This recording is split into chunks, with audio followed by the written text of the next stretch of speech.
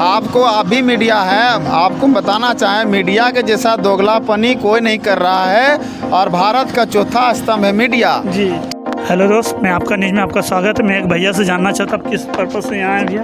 जी वो हम लोग अभी चुनाव अभी चल रही है हम जानना चाहते हैं भी अपना पार्टी से जो खड़ा हो रहे हैं देश के लिए भी आप भी आ जाइए फ्रेंड में।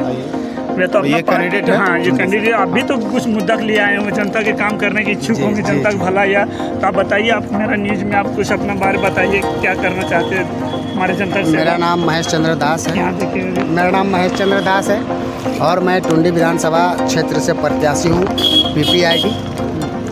इनका पूरा नाम है People's Party of India Democrat. हमारा मेन मुद्दा है भारत में संविधान को पूर्ण रूप से लागू करना।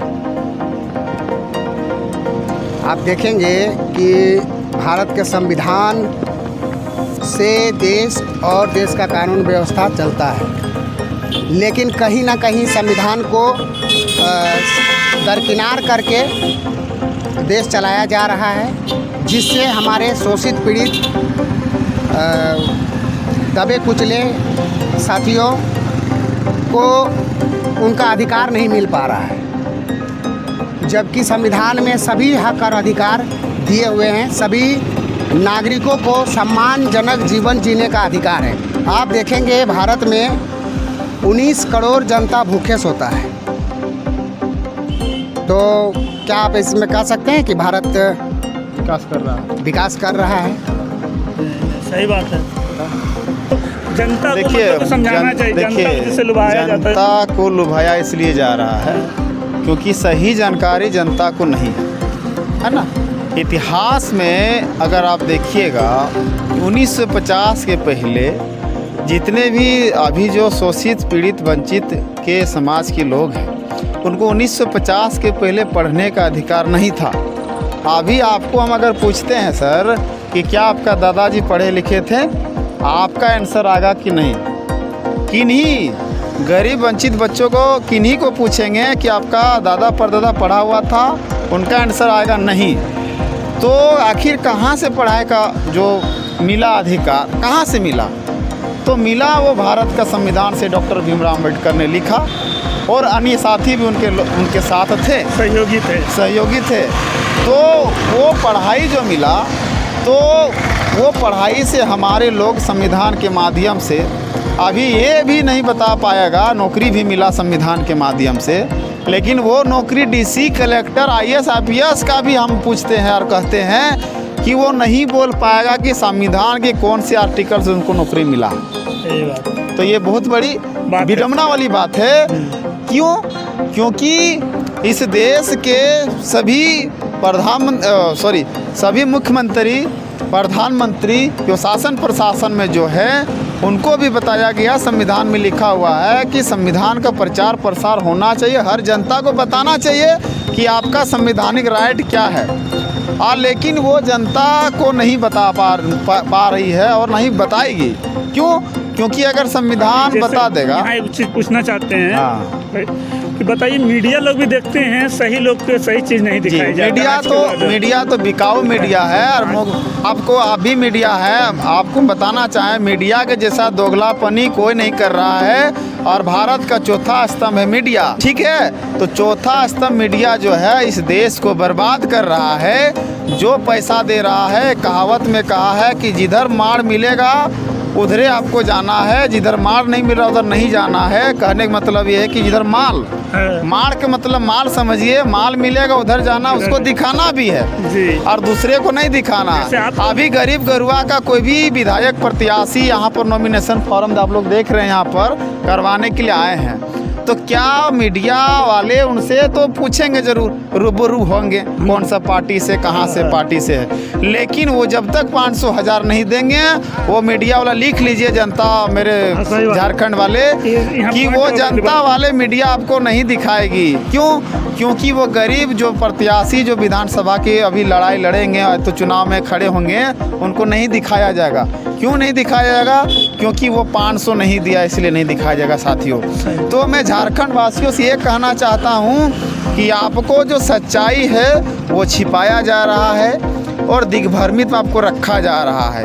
एक बच्चा अगर स्कूल जाता है, अभी जूता मिल रहा है, मोजा मिल रहा है, चावल मिल रहा है, अंडा मिल रहा है, ड्रेस मिल रहा है, सब कुछ मिल रहा है, लेकिन इस भेजा में पढ़ाई नहीं मिल रहा है। और बाबा साहब ने कहा शिक्षा वो शेरनी का दूध है, जो पिएगा वही दहाड़ेगा। तो शिक्षा आपको नहीं मिल रहा है। आप लोग पढ़िए, झारखंड की देश की जनता, हम बताना चाह रहे हैं कि ये 2020 का शिक्षा नीति जो नरेंद्र मोदी ने लाया, उस शिक्षा नीति में जाति के माध्यम से आपको शिक्षा लेना पड़ेगा। कुम्हार है तो घड़ा बनाना पड़ेगा, चमार है तो आपको चमड़ा सीना पड़ेगा, दुसात है तो आपको किसी पूंजीपति के घर में दरबानी करना पड़ेगा, धोबी है तो आपको कपड़ा धोना पड़ेगा। ये क्या है? ये झारखंड देश में जाति व्यवस्था चल रहा है। जाति व्यवस्था कोई देश में नहीं है। आप लोग गूगल कीजिए, सर्च कीजिए, इस देश में सिर्फ जाति व्यवस्था चल रहा है, क्योंकि एससी में भी अभी वर्गीकरण किया जा गया है, एससी एसटी में भी वर्गीकरण किया गया है। आने की इसलिए किया गया है, जिस समय 1991-92 के समय कांग्रेस ने एलपीजी लाया था, लेवलाइजेशन, प्राइवेटाइजेशन और ग्लोबलाइजेशन, तो इसलिए लाया था। मंडल कमीशन आयोग के माध्यम से ओबीसी को भी 27% आरक्षण मिला, लेकिन मिलना था 52%, उसमें भी क्रीमी लगा दिया। तो कांग्रेस के माध्यम से ओबीसी का जो आरक्षण ख़त्म किया, और अभी एससी एसटी का भी आरक्षण ख़त्म कर रहा है वर्गीकरण के माध्यम से। तो मैं साथियों कहना चाहूँगा देश की जनता से कि अपने हक के अधिकारों के प्रति लड़ना सीखिए, नहीं तो आने वाले दिन आपका बच्चा गुलाम हो जाएगा और आपको फ़ोटो में भी लतियाएगा, चपलाएगा। क्योंकि आपने देश जब बर्बाद हो रहा है, शिक्षा नीलामी हो रही है, और आपका देश में कुछ भी नहीं बच जाएगा, तो पूछेगा आपकी बच्चा कि जो हमारे टाइम में अभी शिक्षा नहीं है, आपके समय शिक्षा था, आपके समय संविधान था, आपके समय नौकरी था, लेकिन हमारे अभी समय जो चल रहा है, अभी नौकरी नहीं मिल रहा है, पढ़ाई नहीं पढ़ पा रहे हैं। तो कौन सी कारण है? आप बोलिएगा कि बेटा हम देख रहे थे लेकिन देश बिक रहा था, तो आपको मरने पर भी आपको बच्चा जूता मारेगा फोटो पे। ये मैं कहना चाहता हूँ सर। और बस ये जो विधानसभा जो नॉमिनेशन 2022 से जो अभी चल रही है, हाँ, जो 29 तक चलेगी, हाँ, इसमें बहुत सारे आएंगे, आपका जैसा भी आएंगे बहुत, मगर उसका मतलब दिखाया नहीं जाता, लोगों तक उसका विचार नहीं दिखाया जाता। जी आप सही बोल रहे हैं। इस बार हम भी एक गरीब का है, हाँ, गरीब का है, हम भी पिछड़े जाति से, ये हम भी तब कुछ हम भी एक देखिए जो माता बहनों परेशान है, उसी का बेटा हम भी हैं, इसीलिए हम समझते हैं तकलीफ चाह रहे हैं। इसीलिए पिछड़ा जाति में सबसे ज़्यादा एससी एसटी ओबीसी है जी, लेकिन एससी एसटी ओबीसी को बैकवर्ड कहा जाता है, और फॉरवर्ड जिसको कहा जाता है, फॉरवर्ड मतलब अगला, बैकवर्ड माने पिछला। तो बैकवर्ड जो है, आप देखिएगा कि 21 मई 2001 के समय टाइम्स ऑफ इंडिया में आया था कि एससी एसटी ओबीसी का डीएनए सेम है और वो इस देश का मूल निवासी है। तो मूल निवासी भीख मांग रहा है, रोड में जा रहा है कि मेरी मांगे पूरी करो, रोड जाम कर रहा, लाठी खा रहा, केस खा रहा, जेल जा रहा। लेकिन बैकवर्ड का ये अधिकार आखिर ख़त्म किया तो किसने किया, ये समझने वाली बात है। तो साथियों, आप लोग को जाति में बांटा गया है, तो जाति में ना रहें, जाति में रहिएगा। तो ऐसी बात एक है कि सर जाति है कि कभी जाति ही नहीं, जी वर्ड समझिएगा, जाति है कि कभी जाति ही नहीं है, कास्ट ही कास्ट है। तो इस भारत में इसीलिए कास्ट को बांटा गया है, ताकि धोबी का महासम्मेलन चलेगा तो वहाँ चमार नहीं जाएगा, पासवान का महासम्मेलन चलेगा तो वहाँ रजवार नहीं जाएगा। क्यों? क्योंकि इसलिए बांटा गया है कि ये लोग आपस में मिल ना सके। अगर मिलेगा तो ये लोग क्रांति कर देगा, आंदोलन कर देगा, और आंदोलन करेगा, एक साथ मिल जाएगा, तो शासन सत्ता बीजेपी और कांग्रेस के हाथ से ख़त्म हो जाएगा। इसीलिए मैं कहना चाहता हूँ मीडिया के माध्यम से कि इस बार हमने चुनाव भी लड़ा People's Party of India Democratic से, गिरिडीह लोकसभा था मेरा। कोई भी मीडिया वालों ने मेरी एक भी बात नहीं दिखाया। क्यों नहीं दिखाया? कि बहुत सारे मीडिया ने मुझे इंटरव्यू लिया, लेकिन हमने पैसा नहीं दे पाया, क्योंकि मैं गरीब परिवार से हूँ। सही बात। तो जब हमने पैसा नहीं दे पाया तो हमको नहीं दिखाया। ये इसलिए नहीं दिखाया क्योंकि उनको पैसा नहीं मिला। जब पैसा नहीं मिला तो हमको नहीं दिखाया। तो इस पार्टी को नहीं जान पाया। तो मैं ये कहना चाहता हूँ कि People's Party of India Democratic जो है वो पूर्ण रूप से संविधान लागू करना चाहती है। अभी तो संविधान में 5% लागू नहीं है। क्या आप उद्देश्य में है, आप क्या पढ़ रहे हैं, है ना? इन दोनों को थोड़ा पूछें। हाँ, कोई दिक्कत नहीं, तो कुछ है, लेकिन मीडिया हम लोगों को साथ नहीं दे रही है। और मीडिया अगर साथ होगी तो इस देश में बदलाव आएगा, क्योंकि बहुजनों का जो मूवमेंट चल रहा है मीडिया नहीं दिखाने चाहती है। आप अगर गिनती में जनगणना के माध्यम से अगर देखना चाहते हैं तो देख लीजिए, बड़ा बड़ा मीडिया में 99% उच्च पद में उच्च जो सवर्ण अपने आप को कहा जाता है वही लोग है। और जो मीडिया बहुजनों का जो मूवमेंट चलता है, बहुजनों का जो कार्यक्रम होता है, बहुजनों का जो प्रोग्राम होता है वो नहीं दिखाता। क्यों नहीं दिखाता है? इसलिए नहीं दिखाता कि अगर बहुजन का मूवमेंट हम दिखा देंगे, मूल निवासी का मूवमेंट दिखा देंगे तो सारा मूल निवासी एक हो जाएगा। और एक होने के बाद हम जो 3.5% ब्राह्मण इस देश में राज कर रहे हैं और हम इस राज को खो देंगे और इसको हम राज को फिर से दोबारा नहीं पा पाएंगे। इसीलिए मूल निवासी बहुजन का आंदोलन नहीं दिखाया जाता है।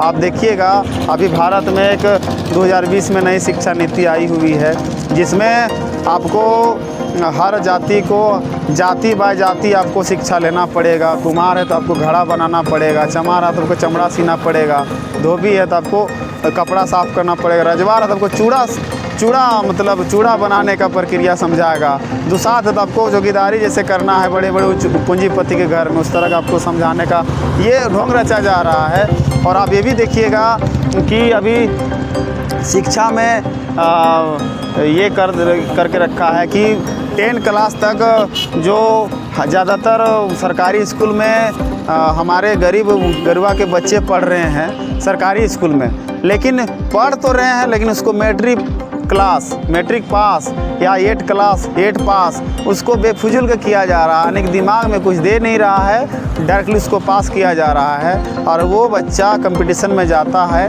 तो कंपटीशन में कंप्लीट नहीं कर पाता है, पास नहीं हो पाता है। घर वाला बोलता है कि आपको बेकार पढ़ाते हैं, तुम पढ़ने में बेकार है, तुम बेकार है, मेरा एकदम पूरा सत्यानाश कर दिया।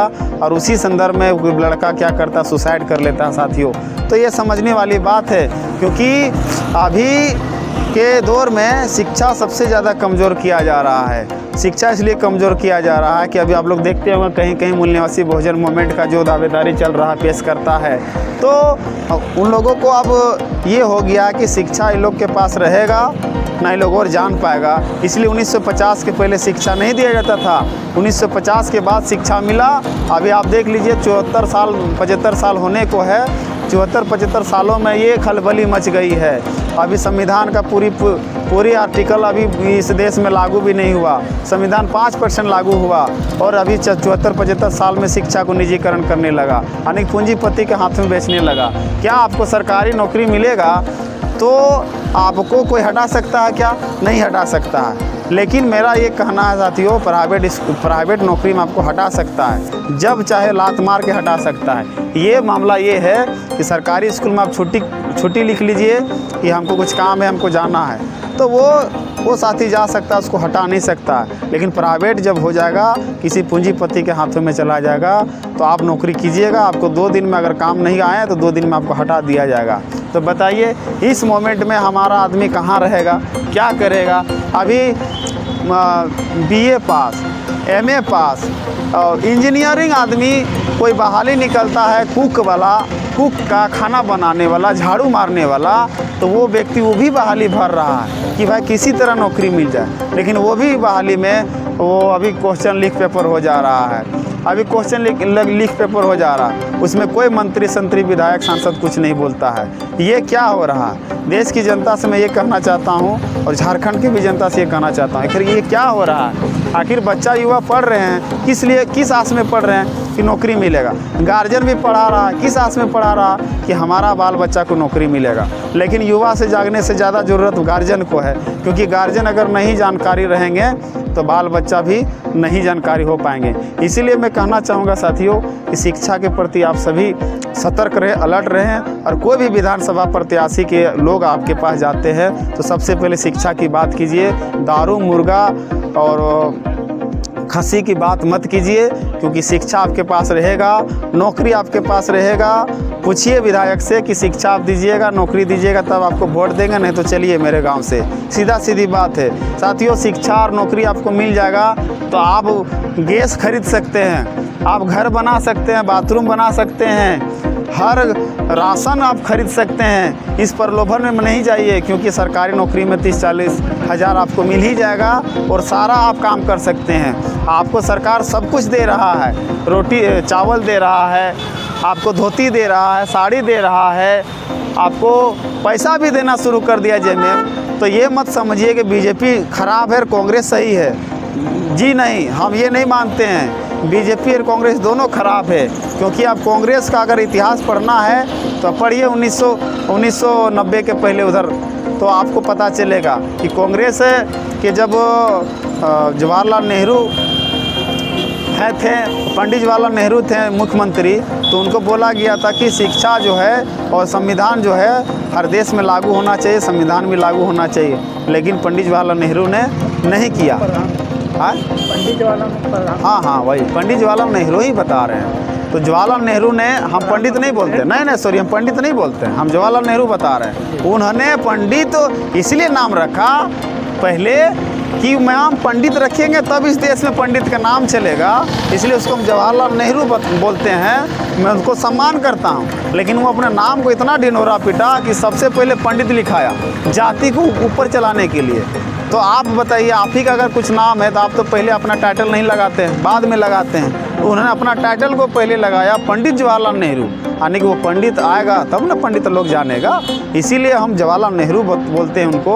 वो अपने जलसाजिया में हम लोगों को फंसाने के लिए वो पहले पंडित जवाहरलाल नेहरू रखा था। तो पंडित जवाहरलाल नेहरू ने जब रखा, अगर संविधान इस देश में लागू होता तो अभी तक हम कहना चाहते हैं कि अभी तक कोई भी व्यक्ति पढ़ा लिखा मतलब बाकी नहीं रहता, सब कोई स्वच्छ रूप से मतलब शिक्षा के संपन्न रहता। अभी देखिए टीचर लोगों को ड्यूटी दिया जाता है कि आप गांव-गांव जाइए, घर घर जाइए। कितना लोग पढ़ा है, कितना लोग नहीं पढ़ा है, तो उसका कारण कौन है, उसका मतलब जिम्मेवार कौन है? उसका जिम्मेवार सीधा सीधी हम बताते हैं कांग्रेस है। और कांग्रेस ने ही शिक्षा को कमज़ोर किया और कांग्रेस ने ही शिक्षा को परिपूर्ण रूप से लागू नहीं किया। और यही हालत आप अभी देख रहे हैं कि हमारे माँ बाप भी मूर्ख हैं। क्यों? क्योंकि जिस समय संविधान लागू हुआ वो संविधान के माध्यम से शिक्षा पहुंचाने का घर घर काम नहीं किया। और इसी को फिर से दोबारा दोहराना चाह रहा है कि युवा लोग पढ़ लिया है, अब इसके बाद जो भविष्य आने वाली है, बच्चा आने वाली है, उसको शिक्षा में इस तरह बेदखल कर दिया जाए ताकि बहुजन मूल निवासी के साथी या तो लोग या तो समाज वो नहीं पढ़ पाएगा और हमारे जो इतिहास है उसको पढ़कर नहीं बता पाएगा। और हम इतिहास अब खुलना शुरू हो गया साथियों। आप सभी बाबा साहब को पढ़े, पेरियार को पढ़े, ज्योतिबा फुले को पढ़े, क्योंकि ज्योतिबा फुले अगर नहीं होता तो बाबा साहब नहीं होते। बिरसा मुंडा को पढ़े, सिद्धू कानू को पढ़े और जगदेव प्रसाद कुशवाहा को पढ़े। आप लोग सभी महापुरुषों को पढ़ें, क्योंकि बिना पढ़े आप ज्ञानी नहीं बन सकते हैं। और आप ज्ञानी बनिएगा तभी आप महाज्ञानी बनिएगा, तब ज्ञानी से आप टक्कर ले सकते हैं साथियों। क्योंकि किताब जो है, किताब चुप रहती है लेकिन आपको बोलने का बहुत कुछ बोलता है। लेकिन सभी में हम बोलना चाहेंगे, पिछड़ा शोषित समाज, मूल निवासी समाज को बोलना चाहेंगे कि सभी को साथी पढ़िए, किताब पढ़िए। हमारा बैकवर्ड का आदमी पढ़ने में बहुत ढीलापन करता है, रील्स देखता है, वीडियो बनाता है, ताश खेलता है, फुटबॉल खेलता है, क्रिकेट खेलता है, लेकिन महापुरुषों का किताब नहीं पढ़ता है साथियों। ये असलियत है, क्योंकि हम भी गांव घर में रहते हैं, हमने ये देखा है। रील्स बनाने में अपना बिजी है, रील्स देखने में बिजी है, अभी फ्री फायर गेम भी आया उसको भी देखने में बिजी है। पढ़ने में आने की सीधा सीधी महापुरुषों का लोग सिर्फ क्या करते हैं, जयंती में सिर्फ नाच गान करते हैं, नाच गाना करते हैं। लेकिन हम लोग का सबसे बड़ा अधिकार तो शिक्षा ही है भैया। शिक्षा ही है, तो शिक्षा को पढ़िएगा तब ने बताइएगा सर। लेकिन एक्चुअली कहना के मतलब ये है कि हमारे समाज के लोग क्या करते हैं ना, जो SC ST OBC मूल निवासी समाज के लोग हैं, वो सिर्फ जयंती मनाते हैं। जयंती मनाने के बाद क्या है, कल के बाद कुछ नहीं। आज जयंती है, आज पूरा धूमधाम ऑर्केस्ट्रा हो गया, दूसरा दिन से कुछ नहीं है। आने कहने का मतलब बाबा साहब ने कहा था कि मेरी जय जयकार नहीं करो, मेरी कर्मा को आगे बढ़ाओ। और बाबा साहब ने ये कहा था कि मुझे माला की नहीं मुझे माला की नहीं, मेरे विचार को फैलाने की ज़रूरत है। और ये भी कहा था कि गले में माला और विचारों पे ताला नहीं होना चाहिए। बाबा साहब ने भी कहा था कि जागृति का जोत जलाए रखो। इसलिए हम साथियों, हम यहाँ पर आए हुए हैं और ये साथी मिले हैं, तो हम ये कहना चाहेंगे कि जागृति का जोत जलाए रखो और लोकतांत्रिक प्रक्रिया से आप सभी काम कीजिए। और हम सभी को, झारखंड वासियों को ये कहना चाहते हैं कि आप सभी एकजुट हो जाइए। और आप लोग यहाँ पर विधानसभा अब हो रही है, हम लोग टिकट लेने के लिए आए हुए हैं और फिर कभी होगा तो मिलेंगे सब आपसे। धन्यवाद। अपना नाम बता दीजिए। ओके, मेरा नाम मूल निवासी प्रमोद राव, मेरा घर टुंडी हुआ। दिखा दीजिए।